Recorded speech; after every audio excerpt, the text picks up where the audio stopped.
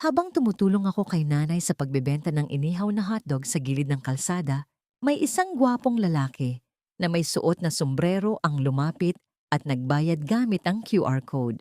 Iwinagwag niya ang cellphone bilang senyales na tapos na ang bayad. Ngumiti ako at tumango pero biglang natigilan ang mga mata ko sa puting pulso na lumitaw mula sa manggas niya. May maliit na itim na tattoo doon. Kinumutan ko ang mga mata ko at agad na napagtanto si Tranban ito, ang kalaban ko. Lumapit ang kaibigan niya. Hinawakan siya sa balikat at sinabing, "Halika na, Tranban, sa dati nating lugar." Pero hindi sumunod si Tranban. Sa halip, lumapit pa siya ng 2 hakbang sa akin. Himog ko at tiningnan ako ng diretso sa mga mata. Sa isang saglit, nakilala niya ako. Ngumiti siya, ang mga mata niya'y kumukurba na parang talulot ng bulaklak na peach. "Hindi ba't ikaw ang may-ari ng tindahang ito?" Nagkunwari akong hindi siya napansin. Imuko at nagpatuloy sa pag-ihaw ng hotdog pero si Tranvan walang balak umalis. Matagal niya akong tinitigan bago nagsalita. Hindi ko talaga makilala. Inangat ko ang sipit at itinuro sa kanya. "Umalis ka na." Kinagat ni Tranvan ang hotdog na hawak niya, ngumuya ng 2 beses at saka nagsimulang mang-asar. "May-ari, ang pangit talaga ng gawa mo." Kalmado akong tumingin sa kanya. "Kung magaling ka, ikaw na ang maghihaw." At talagang sumali siya. Hawak pa rin ang hotdog na hindi pa nauubos. Namumukol ang pisngi niya sa isang gilid. Kinuha niya ang sipit mula sa akin, tumingin sa akin ng may pagka-arugante at bahagyang mapanghamon. "Mamaya, kapag dumami ang customer, baka mainggit ka." Wala akong reaksyon.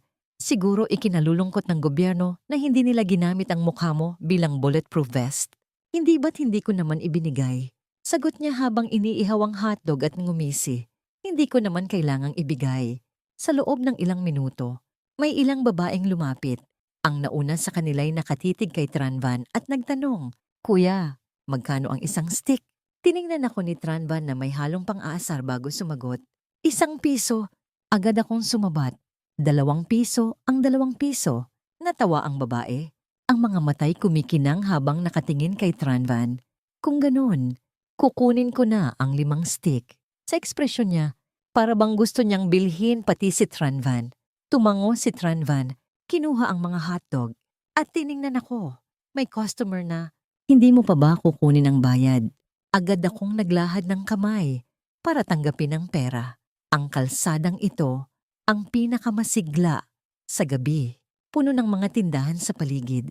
Buti na lang maaga kaming nakakuha ng magandang pwesto dahil sa bilis ni nanay. Habang lumalalim ang gabi, dumarami ang mga namamasyal. Kung wala si Tranvan, baka hindi ko na kinaya ang dami ng trabaho. Pero totoo, kung wala siya, baka hindi rin naging ganito karami ang customer. Simple lang ang usapan namin ni Tranvan. Ibalik ang sukli. Ibigay ko ang stick 5 ang isang order. Pero unti-unti, napansin ko na may mali. Parang hindi ko na makontrol ang sitwasyon.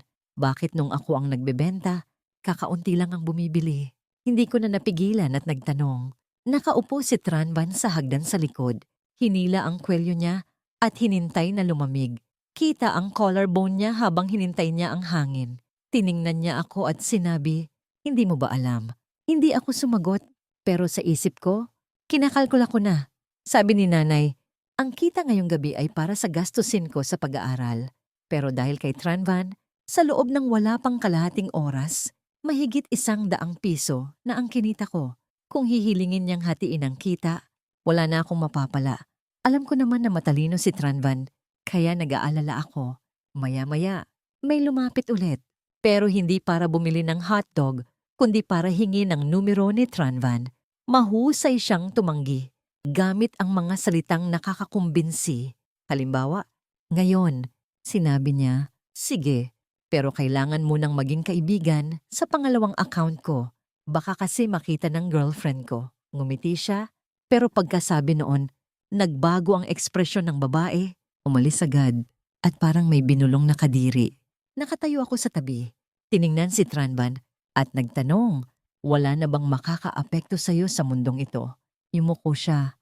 Iniihaw ang hotdog habang ang manipis na usok ay unti-unting umakyat sa hangin. Sa gitna ng masiglang kalsada, Kitang-kita ang mukha niya. Walang particular na ekspresyon, pero sinabi niya, hindi ko naman kilala sila. Kung may pakialam man sila o wala. Hindi naman mahalaga. Nang marinig ko yon, sumiklab ang pagkakuryoso ko. Kung ganon, sino ang hinintay mo? Tumigil siya sa paghihaw, ibinaba ang sombrero, at tumingin sa akin. Ang mga itim niyang mata ay malalim at kaakit-akit. Ikaw. Parang kinuryente ako. Pero bago pa ako makapag-react, dumating si nanay.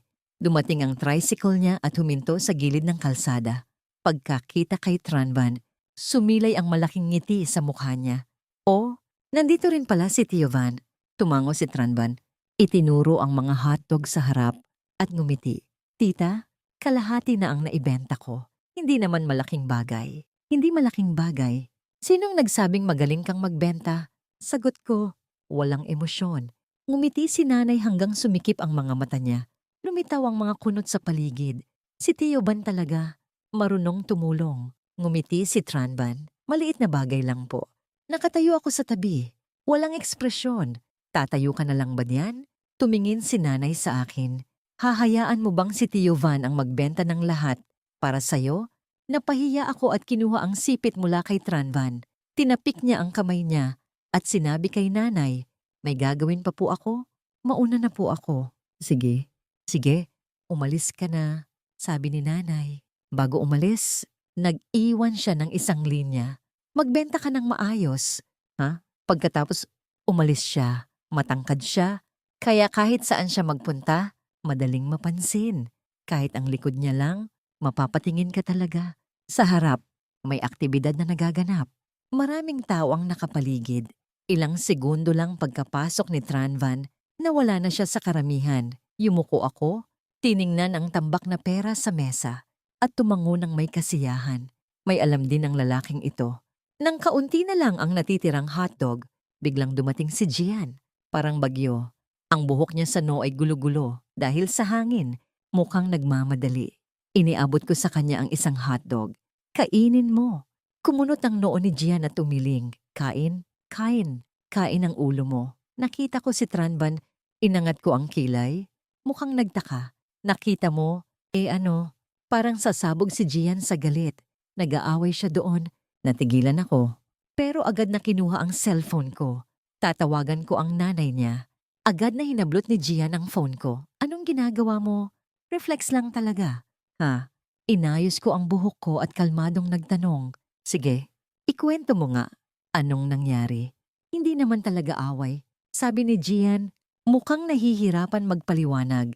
Nagpapaligsahan sila ng arm wrestling dahil sa isang babae. Namilog ang mga mata ko. Ganon kalaki ang laro. Tumango si Gian ng sunod-sunod. Habang inaayos ko ang tindahan, bumulong ako. Kailangan kong makita to. Sayang ang saya kung palalampasin ko to. Itinulak ko ang cart at sumunod kay Gian patungo sa lugar na yon. Napakaraming tao ang nakapaligid. Iniwan ko ang cart sa isang ligtas na sulok at sumiksik sa karamihan. Totoo ngang masigla ang paligid. May pansamantalang tent, 2 mesa na pinagsama, at maraming walang laman na bote ng beer sa ilalim. Nakaupo si Tranvan sa tapat ng isang lalaki. Parehong seryoso ang mga mukha. Sa tabi ni Tranvan ay isang babaeng hindi ko kilala. Si Tranvan ay mukhang malamig. Isang ekspresyong bihirang makita sa kanya. Huminga ako ng malalim, medyo kinabahan.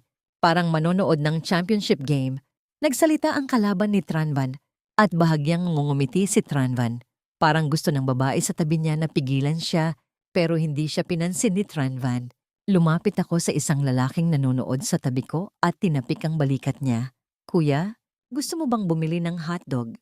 Mainit pa. Masarap kainin habang nanonood. Tumigil ang babae sa tabi niya at nagtanong, sino ka ba? Umiti ako, nagbebenta ng hotdog. Gusto mo? 2 piso isa. Pero may promo ngayon, 2 piso, 2 stick. Namilog ang mga mata ni Gian at sinabing, si Raulo ka ba? Magpakatino ka nga. Hindi. Sobrang tino ko. Sagot ko. Tapos na ang drama, mag-arm wrestling lang sila, tapos uuwi na. Si Tranvan, magpapakabayani at makakakuha ng maraming puso. Alam ko na siya, hindi siya nagpapanggap. May kakayahan talaga siyang magmalaki. Naalala ko pa nung high school, minsan, Pauwi si Tranvan mula sa extra classes. Malamig ang gabi. At naka-hoodie lang siya, nakayuko siya. Halos natakpan ng hood ang mukha niya. Ang gwapo niya noon, kahit mga babae maiinggit sa itsura niya. Tiningnan ko siya sa dilim. Nagdudulot ka ba ng takot sa gabi? Lumingon siya. Umubo ng mahina. Natatakot ka ba? Agad akong nakaramdam ng mali. Tranvan, may ginagawa ka bang lihim? No. Nagdalawang isip siya saglit. Huwag mo sabihin kay nanay. Seryoso akong tumango. Kung masama talaga ang ginawa mo, sasabihin ko. Napabuntong hininga siya at hinila pababa ang hood. Sa ilalim ng ilaw ng poste, lumitaw ang halos perpektong mukha niya maputi, malamig, at may maliit na sugat sa kilay. Sugat? Anong nangyari? Tanong ko, gulat na gulat. Ngumisi siya. Maliit na bagay lang. Natapos ko na sila. Tumakbo sila agad. Pagkatapos, kumalat ang balita. Si Tranvan, naging sikat dahil sa pakikipaglaban sa mga lalaki. Pero hindi siya naparusahan sa halip. Pinuri pa siya bilang matapang na estudyante. Nakasandal siya sa mesa. Sumasagot sa lahat ng tanong. At may ganitong linya, ako ang kampeon. Salamat. Noon ko nagsimulang humanga sa kanya. Kahit na medyo gusto ko rin siyang suntukin. Bumalik ako sa realidad at sinabi kay Gian, magbenta muna tayo. Malapit na ang pasukan. Kailangan ko pang mag-ipon ng pera. Tumawa si Jan ng may halong pang-aasar. Kita ka na ni Tranvan, pero busy siya sa pakikipag-usap kaya hindi pa lumalapit. Akala ko makakakita ako ng malaking drama sa pag-ibig. Sabi niya, puno ng panghihinayang. Ngumiti ako sa customer, 4 na stick. Tama ba? 4 na piso. Maya-maya, lumapit si Tranvan. Hawak ang jacket niya. Tiningnan niya ako ng walang salita. Tapos na ako sa pag-aayos ng tindahan. Hinawakan ko ang makapal na pitaka ko at tiningnan siya ng may ngiti. Tapos na ang drama mo, ngumiti siya ng mahina. Mas walang hiya ka pa kaysa sa akin. Nagpanggap akong inosente. Tulungan mo akong magayos. Isang kamay lang. Tiningnan niya ako ng malamig. Ngumisi. Ang ganda ng plano mo. Ha? Inangat ko ang ulo ko. Puno ng hinanakit. Pagkatapos ng lahat, ayaw mo pa rin akong tulungan. Magkakilala na tayo ng mahigit 10 taon. Biglang hinatak niya ang jacket ko at isinuklob sa ulo ko. Hinila ako at nyugyog ng marahan. Sayang ang industriya ng entertainment. Kulang sila ng aktres na katulad mo. Parang pamilyar ang linyang yon. Hinintay ko ang jacket at tiningnan siya. Agad akong nagpanggap na may-ari ulit. Kung ganon, magkakasosyo na lang tayo. Ako ang maglalabas ng pera, ikaw ang magtatrabaho. Sumuko si Tranvan. Itinulak niya ang cart papunta sa sidewalk habang sumusunod ako. Hawak ang jacket niya. Hoy, Tranvan, iwinagwag ko ang bag ko. Anong ginawa mo kanina?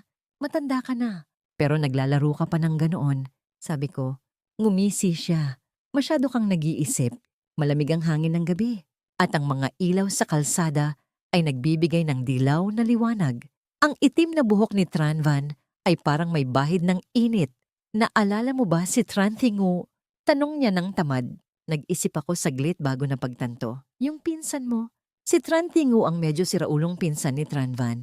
Mula pagkabata, lagi niyang sinasabi na pakakasalan niya si Tranvan at palaging dumidikit sa kanya. Hindi siya umuwi sa bahay nila. Pinayuhan siya ng nanay niya. Kapatid mo siya. Hindi mo siya pwedeng pakasalan. Pero sumagot si Tingu. Hindi naman siya tunay na kapatid. Ang tatay ni Tranvan, isang seryosong guro. Sinabi, malapit ang dugo ninyo. Hindi pwedeng magpakasal. Huwag ka nang magsalita ng ganyan. Umiiyak si Tingu. Hindi ko kailangang malaman kung magpapakasal siya sa iba. Magpapakamatay ako. Habang hinila siya palayo ng mga magulang niya, yakap-yakap niya pa rin si Tranvan. Umiiyak at sumisigaw. Kuya, huwag mo akong iwan. Tiningnan siya ni Tranvan ng walang emosyon. At pagkatapos ng ilang segundo, malamig niyang sinabi, bitawan mo ako. Nabalitaan ko na dinala siya sa ospital para magpagamot. Mula noon, hindi ko na siya nakita ulit sa bahay ni Tranvan. High school na siguro siya ngayon? No. Tanong ko, tumingin si Tranvan sa unahan. Hindi. Bagsak siya sa high school. Nag-aaral siya ng bokasyonal ngayon. 2 taon na lang. Makakapagtapos na siya. Pupunta sana ako sa internet cafe. Pero nakita ko siya. May mga lalaking nanggulo sa kanya, kaya tinulungan ko. Nagulat ako. Hindi mo ba siya inihatid pa uwi? May paan naman siya? Sagot niya. Biglang napatingin ako sa cart at sumigaw. Tran Van, sinira mo ang sipit ko sa hotdog. Magaanan mo naman. Sigaw ko. Nagsimula ang Marso, ang simula ng tagsibol at ang araw ng pagbubukas ng klase. Ang panahon ay maayos. Ang araw ay nagtatago sa likod ng mga kulay abo na ulap na may bahagyang liwanag na bumabalot sa mga gilid na parang naroon at wala. Nakayuko ako, nakatayo sa gilid ng kalsada, naghintay ng bus. Biglang may tumunog na busina. Inangat ko ang ulo ko at nakita ko ang bintana ng kotse na bumaba. Si Tito Tran ang nasa loob, mukhang nagulat. Oh, Joangsa, bakit hindi ka sumabay sa amin? Hindi ba't sinabi ni nanay na nakakahiya kung palagi akong sasabay sa kanila? Pero sa totoo lang, hindi ko rin maintindihan kung bakit sa buong barangay ang pamilya ni Tranvan lang ang may ganitong kayamanan. Tingnan mo ang itsura niya sa loob ng kotse. Parang anak ng mayamang negosyante. Nakakainis talaga. Nagdalawang isip ako saglit bago sumagot. Pupuntahan ko po muna ang bookstore. Tumango si Tito Tran at ngumiti. Hindi pa man tuloy-tuloy na naisara ang bintana sa harap nang bumaba naman ang bintana sa likod. Sumilip si Tranvan. Inilapat ang kamay sa bintana at ngumiti ng malaki. Anong libro ang bibilhin mo? Hindi naman sinabi na pipi ka. Bakit kailangang tumahimik ka ng ganyan? Walang pagbabago ang ekspresyon ko? Nag-imbento ako ng sagot. Ang buhay sa kabisera at isang koleksyon ng klasikong panitikan. Sabi ni nanay, kailangan kong magbasa ng mga librong may lalim. Hindi naniwala si Tranvan. Kinunutan niya ako ng noo. Kung meron ako niyan, ipapahiram ko sa iyo sa eskwelahan. Halika na, sumakay ka na. Kahit nag-aalinlangan, sumakay pa rin ako. Nakaupo si Tranvan sa tabi ko, ngumingiti na parang nanalo sa malaking pustahan. Siraulo ka talaga. Para kang tinamaan ng hangin, sabi ko sa isip ko. Bago pumasok sa klase, hinila ko ang manggas ni Tranvan at ngumiti ng mahina. Huwag mong kalimutan ng libro. Ha? Kalmado siyang sumagot. Mamaya ibibigay ko na. Pero ang sagot niyang yon, parang may nagtulak sa akin na magduda. Sa simula ng pasukan, sobrang abala, parang umiikot na taps ako. Walang tigil. Isang iglap. Alas 6 o alas 7 na ng gabi. Bit-bit ko ang tambak na libro. Umakyat ako sa hagdan. Sa kalagitnaan, huminto ako para punasan ng pawis sa noo. May narinig akong boses sa tabi ko. Ikaw si Juong siya, di ba? Lumingon ako at kumurap. Oo, ako nga. Ngumiti ang babae. Alam ko na hindi ako nagkamali. Pinapapunta ka ni Tranvan sa gym. May ipapakita raw siya sa'yo. Gym. Bigla kong naalala, hindi kaya ang libro. Talaga bang nakuha niya ang libro? Tumango ako, sige, salamat. Inayos ko ang mga gamit ko at iniwan sa silid. Pagkatapos, tiningnan ko ang langit. Naging malalim na asul na ito, ang buwan ay nakasabit sa taas. Sa oras na yon, masigla ang paligid ng eskwelahan. May maliit na kompetisyon pa nga sa kabilang dako. Naglibot ako sa paligid, pero hindi ko makita si Tranvan. Pagkatapos tumalon mula sa hagdan, biglang may kamay na humawak sa ulo ko. Ang boses ni Tranvan, mababa at medyo malamig. Ang narinig ko, masyado kang maliit. Hindi kita makita. Tinampal ko ang kamay niya. 1 meters ako? Salamat. Ngumisi siya. Sana umabot ka ng 1.8 meters balang araw. Manahimik ka? Sabi ko, nasaan ang libro? Hindi pa mainit ang panahon. Pero si Tranvan, para bang hindi alam ang salitang lamig. Nakaitim na t-shirt lang siya, nakalabas ang mahabang braso niya, maputi at medyo kita ang ugat. Mukhang kagagaling lang sa paglalaro ng basketball, basa ang buhok sa tagiliran at may pawis sa noo. Ang ngiti niya, parang laging may pang-aasar. Nandito, hintayin mo ako. Sumunod ako sa kanya. Napansin ko, gwapo talaga si Tranvan, hindi lang ang mukha. Pati ang tangkad niya ay nakakainis. Sa gitna ng maraming tao, madali siyang makita. Maya-maya, pumalik siya dala ang libro. Kinuha ko ito, pero nang makita ko ang pamagat, kumunot ang noo ko. I do? Ang babaeng sumayaw. Hindi ito ang koleksyon ng panitikan. Ngumiti siya, dinilaan ng labi. Maganda yan. Inire-recommend ako. Seryoso ka ba? Gusto ko talagang suntukin ka. Sabi ko, noong mga panahong iyon, bilang dalagita, may mga lihim akong tinatago sa puso. Mga bagay na Ako lang ang nakakaalam o kaya'y ibinabahagi ko lang sa matalik na kaibigan. Pero hindi kailanman sa kanya. Kinopya ko ang linyang ito at ipinadala kay Gian. Mabilis siyang nag-reply. May gusto ka na? No. Sumagot ako. Wala. Ipinadala ko lang sa'yo. Ngumiti si Gian. Tama yan? By the way, may hinintay ako ngayon. Isang lalaki mula sa lower year. Ang cute. Napatigil ako. Kahit ang pagguya ng gulay ay natigilan. Mabilis akong nag-type. Nakuha mo na ba siya? Habang naghintay ng sagot, may umupo bigla sa harap ko. Inangat ko ang ulo ko at nagulat. Oh, si Tran Tingu. Ngumiti siya. Medyo nahihiya. Naalala mo pa rin ako. Ate siya. Paano ko makakalimutan? Lunok ko ang gulay at nagtanong. Bakit ka nandito? Inayos ni Tingu ang buhok. Ang malalaki niyang mata na may bahagyang makeup ay ibang-iba na sa batang babae noon na laging nakadikit kay Tranvan. Nagtanong siya, alam mo ba kung nasaan si Kuya Van? Natigilan ako. Kumunot ang kilay. Hindi ko sigurado. Hindi kami magkaklase. Ganun ba? Mahaba ang o niya. Pero biglang nagbago ang paksa. May boyfriend ka na ba? Ate, anong tanong yan? Kumunot ulit ang noo ko. Bakit mo tinatanong yan? Wala lang. Sabi niya, tumayo at kumaway. Hanapin ko na si Kuya. Nakarosas na jacket siya at maikling palda. Kitang-kita ang mahabang puting binti. Biglang napansin ko ang isang berdeng bagay na lumitaw sa bulsa niya, parang mahuhulog na. Nang mahulog ito, agad ko itong sinalo. Nang makita ko kung ano ito, nagbago ang ekspresyon ko. Napansin ito ni Tingu. Lumingon. At kumurap. Ate Sa, ibalik mo sa akin. Ha? Medyo natigilan ako. Pero ibinalik ko sa kanya. Ngumiti siya ng matamis at umalis na tumatalon-talon. Kahit ilang taon na ang lumipas, hindi pa rin nawala ang obsession niya kay Tranvan. Ang nahulog mula sa bulsa niya ay isang larawan-larawan ni Tranvan noong high school. Maikli ang buhok, diretso ang tingin sa kamera, at bahagyang nakakurba ang labi. Puno ng kumpiyansa at enerhiya ng kabataan. ID picture yon ng high school ni Tranvan. Nag-isip ako at napagpasyahang mag-text kay Tranvan para bigyan siya ng heads up. Maingat akong nag-type. Mag-ingat ka, may fan mo na naman na lalapit sa'yo. Wala pang ilang minuto, tumunog ang phone ko. Tumatawag si Tranvan. Anong kalokohan niyang sinasabi mo? Tanong niya, medyo mabilis ang paghinga. Seryoso ako, sabi ko habang lumalabas ng kantin. Dumating na ang pinsan mo? Hinintay ka. Ilang segundo ang katahimikan sa kabilang linya, tapos narinig ko ang malamig niyang sagot. Okay, pero agad din, tulad ng inaasahan ko, may matinis na boses ng babae na sumigaw. Kuya, naputo lang tawag ko agad. Si Tranvan. Pagkatapos ng klase, parang hinintay ng pulis. Tumakas agad palabas ng eskwelahan. Naiintindihan ko rin ang ugali ni Trantingo.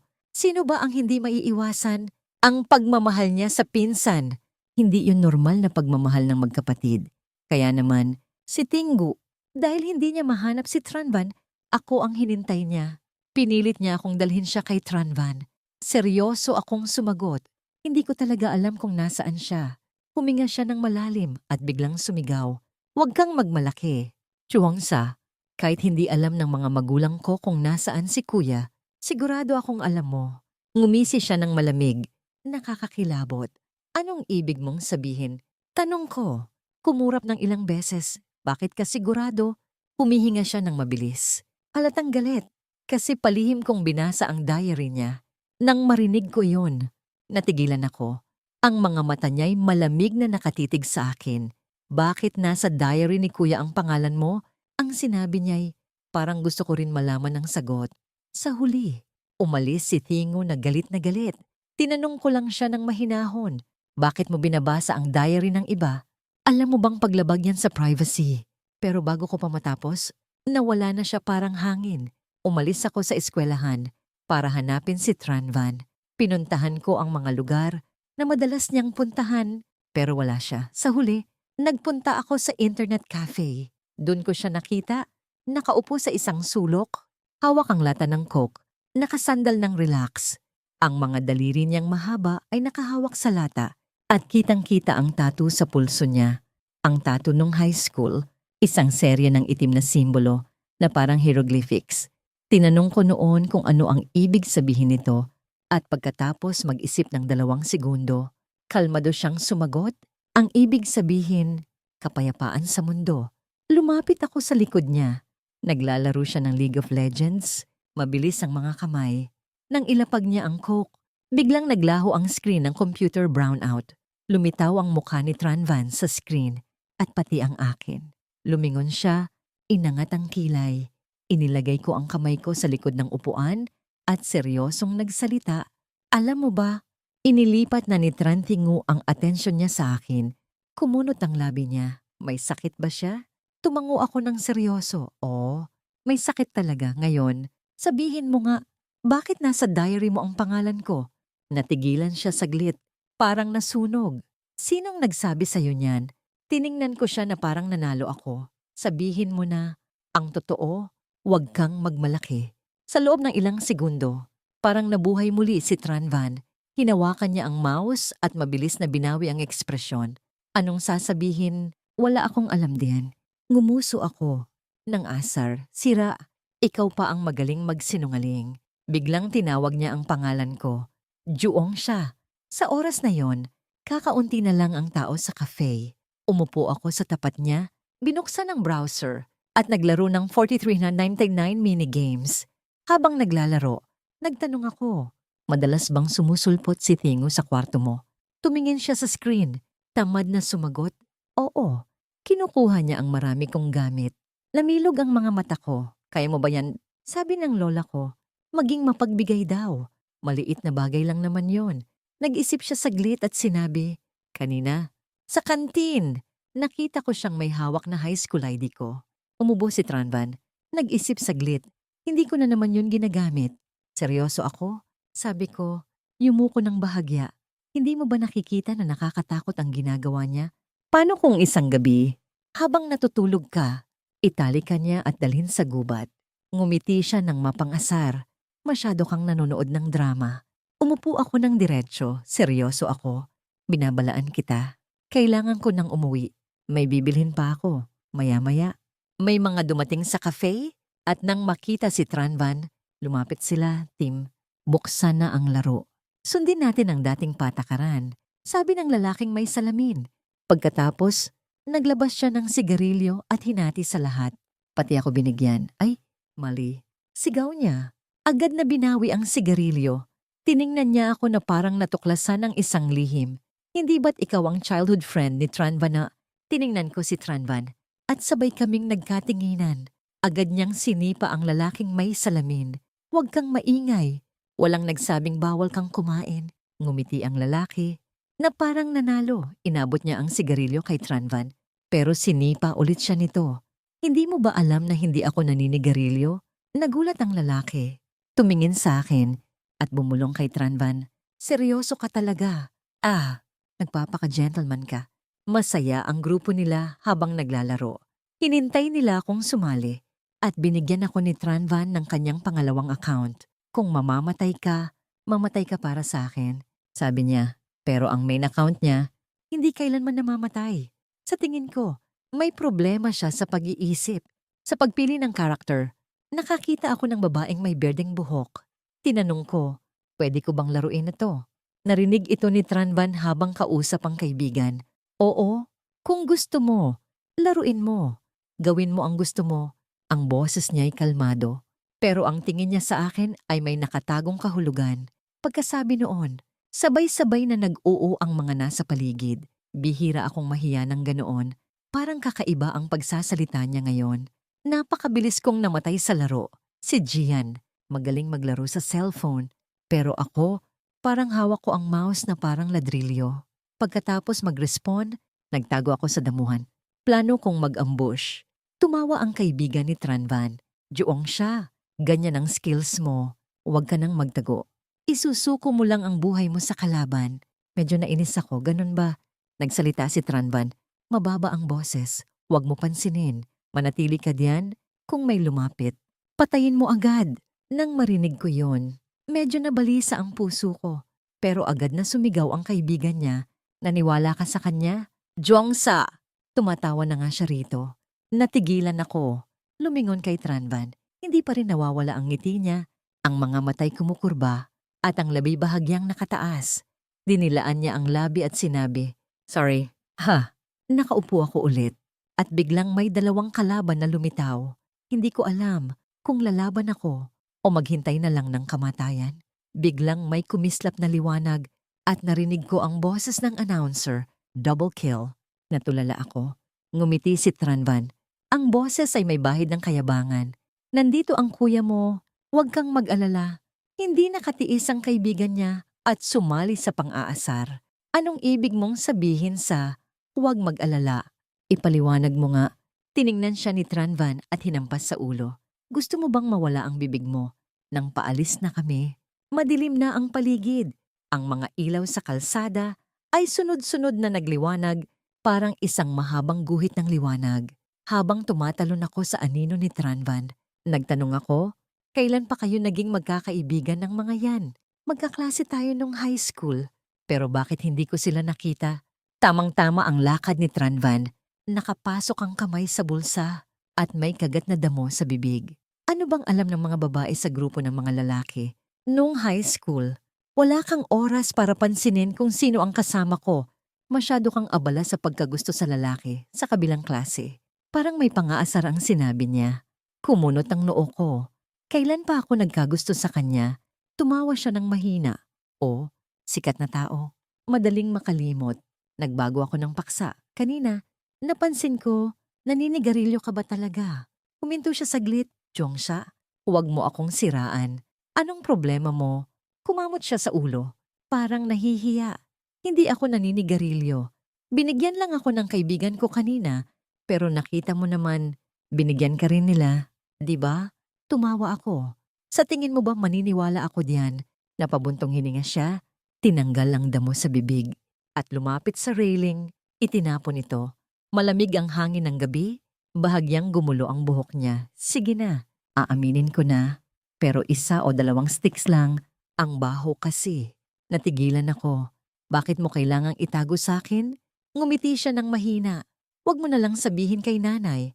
"Ha?" Tumango ako. "Sige. Pero sa susunod, hindi kita palalampasin." "Sira, Juangsa, parang bata ka talaga," sabi niya. Pagdating sa dorm, naligo ako at naupo sa mesa. Nag-isip saglit. Kinuha ko ang waidu, ang babaeng sumayaw at binasa. Pagkatapos ng ilang pahina, nakatulog ako. Sa panaginip, nagising ako. At ang mukha ni Tranvan ang una kong nakita, malapit na malapit. Nang makita niyang gising na ako, ngumiti siya. "Jongsha, kamukha ka talagang baboy kapag natutulog." Galit na galit ako. Gusto ko siyang kalabitin, pero hinawakan niya ang kamay ko. Yumuko siya. Halos magdikit ang ilong namin. Sa ganitong distansya, napansin ko ang haba at kurbada ng pilik mata niya. Sobrang ganda. Inangat ko ang leeg ko. Naramdaman ko ang init sa mukha. Biglang humihip si Tranvan sa mukha ko, parang nang akit, at dahan-dahang yumuko. Bigla akong nagising. Humihingal na parang tumakbo sa buong field. Mainit pa rin ang mukha ko. Napagtanto ko na napanaginipan ko ang isang bagay na sobrang kakaiba. At si Tranvan pa ang kasama ko. Kinabukasan, nakita ko si Tranvan sa hagdanan ng kantin. Nakasandal siya sa railing, naka-roll up ang manggas, tamad ang itsura, at nakikipagtawanan sa iba.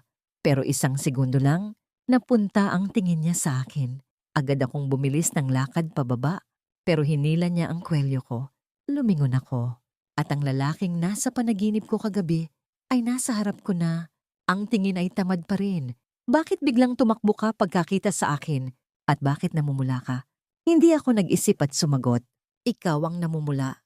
Inangat niya ang kilay. Kalmado siyang sumagot. "Para kang kakaiba ngayon." Kumamot ako sa ulo. Gusto ko lang tumakas. Kakain na ako. Una na ako. Sumabay siya sa akin. Pupunta rin ako sa kantin. Sabay na. Nakaupo kami sa tapat ng isa't isa. Bawat isa ay may tray ng pagkain. Habang kumakain si Tranvan, inaalis niya ang mga dahon ng kinsay mula sa sabaw. Nagtanong siya, "So, anong problema mo talaga?" Nag-isip ako saglit at sinubukang magtanong. "Kung bigla kang napanaginipan ng isang tao mula sa kabilang kasarian, anong dahilan sa palagay mo?" Natigil siya sa pagkain, inangat ang kilay. "Sinong napanaginipan mo?" Nagkagulo ang isip ko. Napanaginipan ko, isang aso. Ngumiti siya ng walang emosyon. Kung ganun, umalis ka na sa harap ko. Nagpatuloy ako sa pagkain, pero biglang nagtanong ulit, napanaginipan mo na ba ang isang babae? Parang masyadong makahulugan ang tanong ko. Natigil siya saglit, tapos sumagot ng tamad. Siguro, pero nakalimutan ko na. Nalungkot ako.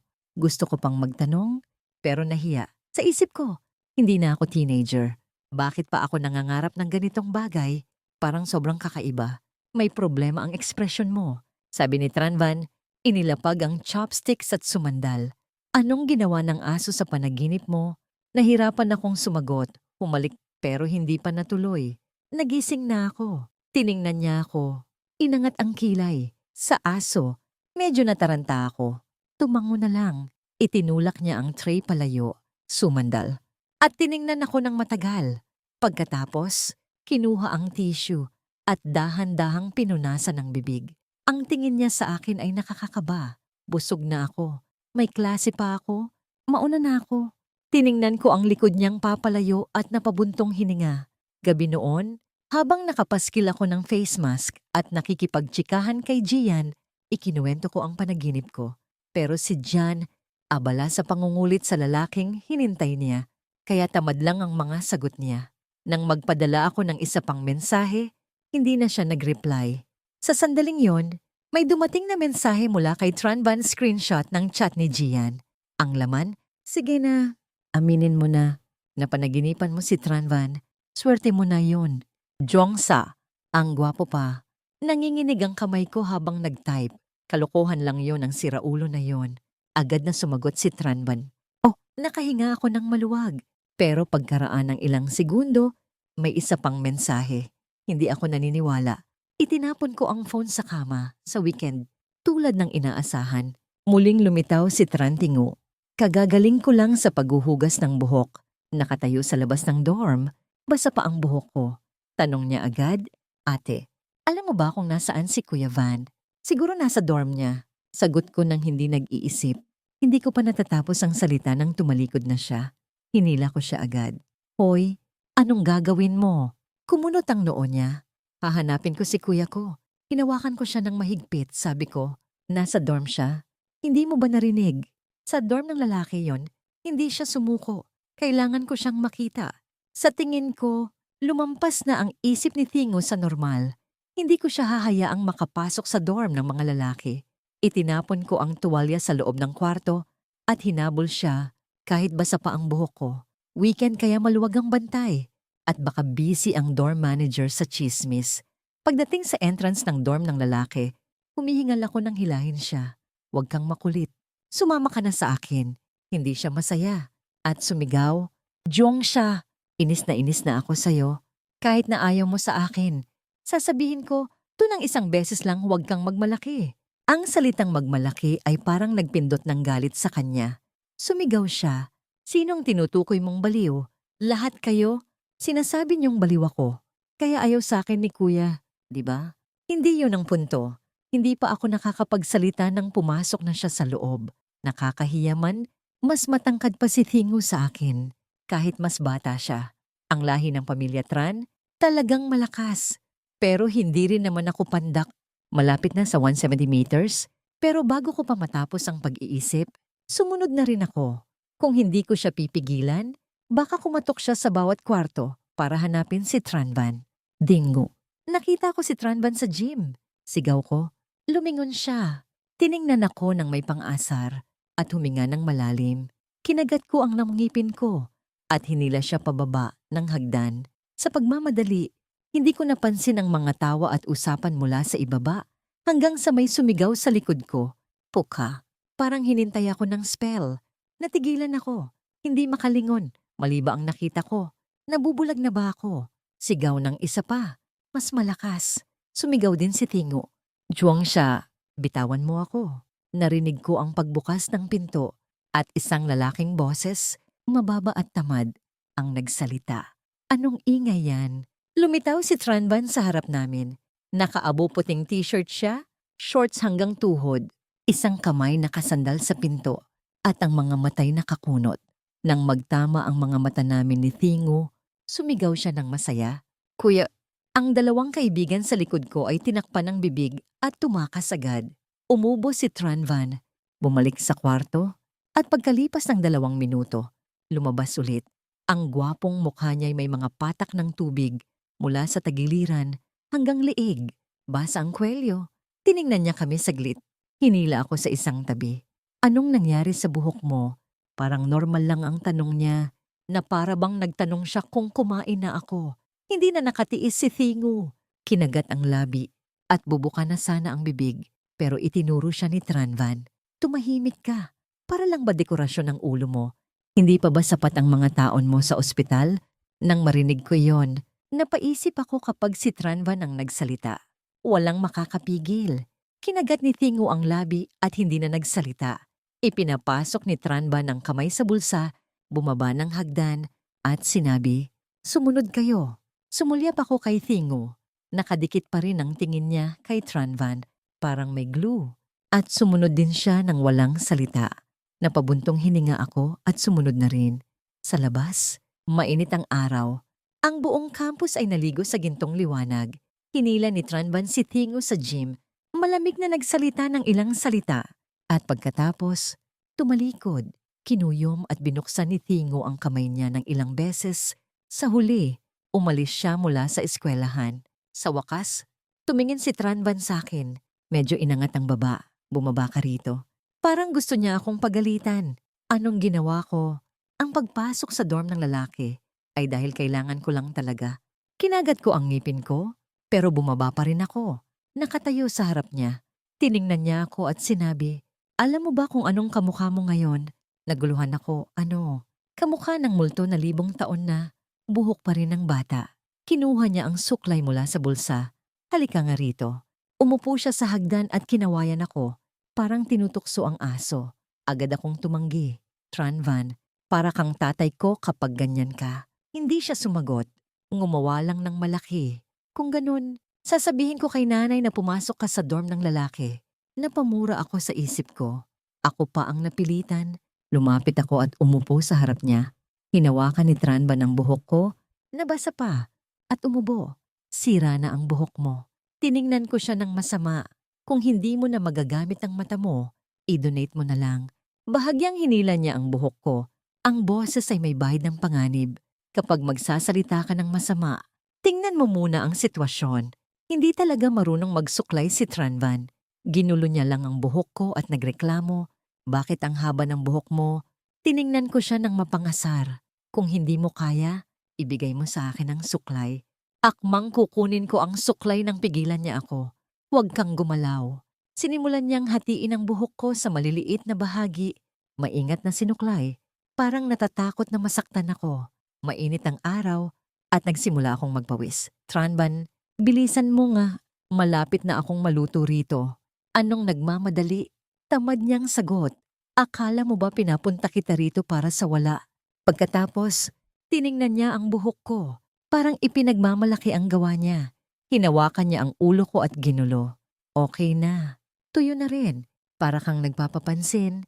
Sabi ko. Lumapit siya. Hinila ang buhok ko ng mahina. "Sinong nagpapapansin?" "Ulitin mo nga." Manipis lang na damit siya. At sa pagyuko niya, napansin ko ang collarbone niya at ang bahagyang kita ng muscles. Namula ang tenga ko, agad akong umiwas ng tingin. Mali ako. Ako ang nagpapapansin. Tumawa siya ng malakas. Tumayo. At tinapik ang buhok sa batok. "Sige, babalik na ako sa kwarto. Maaga akong ginising. Kulang pa ako sa tulog." Ngumisi ako. Kung ganun, bakit hindi ka agad natulog pag alis ni Thingo? Tumingin siya sa akin. Ang mukha'y naliliwanagan ng araw. "Kasi gusto ko lang." "Tranvan, alam mo ba, kapag sinabi mong gusto ko, parang ang cool pero medyo baduy rin." Sabi ko. Huminto siya, lumingon, at itinuro ang gitnang daliri sa akin. Dahan-dahang binasa ang bawat salita. "Gusto ko lang." Pagkatapos ng insidenteng yon, nagpatuloy ang buhay sa eskwelahan, pero parang may nagbago sa pakikitungo ko kay Tranvan. Tuwing makikita ko siya, may kakaibang kaba sa dibdib ko, na para bang may hinintay akong mangyari. Pero hindi ko maipaliwanag. Isang araw, habang naglalakad kami ni Gian patungo sa library, Bigla siyang nagtanong. Jongsa, totoo ba yung sinabi ni Tingu na nasa diary ni Tranban ang pangalan mo? Napahinto ako. Napatingin sa kanya. Seryoso ka ba? Bakit mo pa rin pinag-uusapan yan? Ngumiti si Jian. Puno ng panunukso. Huwag kang magmalaki. Alam mo namang ikaw ang paborito ni Tranvan. Kita mo nga, kahit gaano ka kaasar, lagi kanyang inaasikaso. Hindi yun totoo, sagot ko. Pero sa loob-loob ko, parang may maliit na boses na sumasang-ayon kay Jian. Hindi ko na lang pinansin at nagpatuloy sa paglalakad. Pero habang binubuksan ko ang pinto ng library, napansin ko si Tranvan na nakaupo sa malayang mesa, nakayuko sa isang libro. Ang sikat ng araw mula sa bintana ay tumatama sa mukha niya at sa unang pagkakataon, napansin ko kung gaano siya kagwapo kapag seryoso. Lumapit kami ni Jian at nang makita niya kami, inangat niya ang ulo at ngumiti ng bahagya. O, anong ginagawa niyo rito? Hindi ba't dapat nasa klase kayo? Library rin ang klase namin. Sagot ko, inilapag ang bag sa upuan. Ikaw, bakit ka nandito? Hindi mo naman kailangang mag-aral ng ganyan. Di ba? Tumawa siya ng mahina. Itinulak ang libro palayo. Hindi naman. Naghihintay lang ako ng isang tao. Sino? Tanong ni Jian. Puno ng kuryosidad. Ngumiti si Tranban, pero hindi sumagot. Sa halip, tumayo siya at kinuha ang bag niya. Mauna na ako. May pupuntahan pa ako. Nang umalis siya, tiningnan ko si Jian. Si Raulo talaga yon. Ano kayang hinintay niya? Ngumiti si Jian. Parang may alam na hindi niya sinasabi. Baka ikaw yon. Huwag kang magbiro ng ganyan, sabi ko. Pero sa puso ko, parang may umikot. Napailing na lang ako at binuksan ang libro, pero hindi ako makapag-focus. Ang mga salita ni Jian at ang nangiti ni Tranvan ay parang naglalaro sa isip ko. Isang linggo pagkatapos, may sports festival sa eskwelahan, mainit ang araw, at ang buong field ay puno ng ingay mga sigaw, tawanan, at musika mula sa malalaking speaker. Kasali si Tranvan sa basketball team at syempre, hindi ko maiwasang mapanood siya. Ang bawat galaw niya ang pagtalon, ang paghagis ng bola, ang pagtakbo parang isang pelikula. Kahit pawisan na siya, ang gwapo niya pa rin. At napansin ko na maraming babae ang nagpapapansin sa kanya mula sa audience. Pagkatapos ng laro, lumapit siya sa akin. Hawak ang isang bote ng tubig. Juong siya. Bakit hindi ka sumali sa cheering squad? Sayang ang lakas ng boses mo. Inirapan ko siya. Hindi ako cheerleader material at saka, ikaw ang dapat mag-cheer para sa sarili mo. Tingnan mo nga. Halos lahat ng babae rito para sa'yo. Ngumiti siya.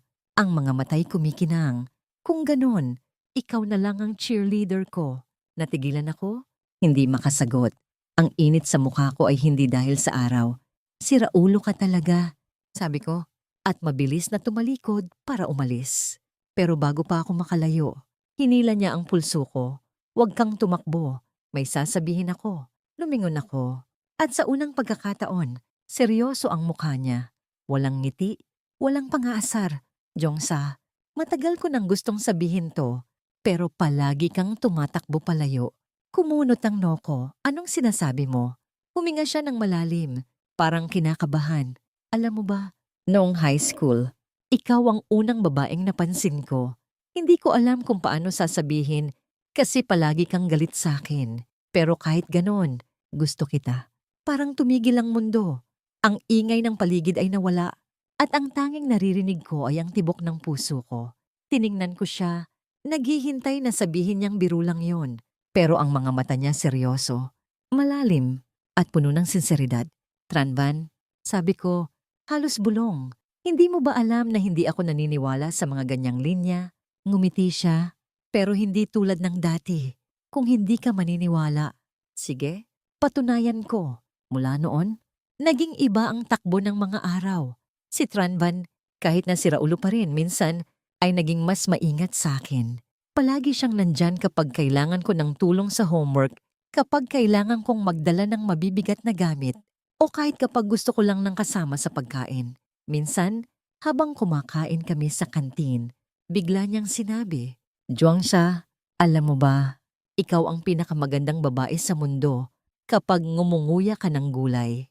Inirapan ko siya, kung gusto mong mamatay, sabihin mo lang. Tumawa siya, at sa bawat tawa niya, Parang lalong lumalakas ang kaba sa dibdib ko. Pero hindi ko inamin hindi pa rin. Isang gabi, habang naglalakad kami pabalik sa dorm, huminto siya sa ilalim ng streetlight. Ang dilaw na ilaw ay tumama sa mukha niya at bigla siyang nagsalita. Juong siya, gusto mo bang maging girlfriend ko?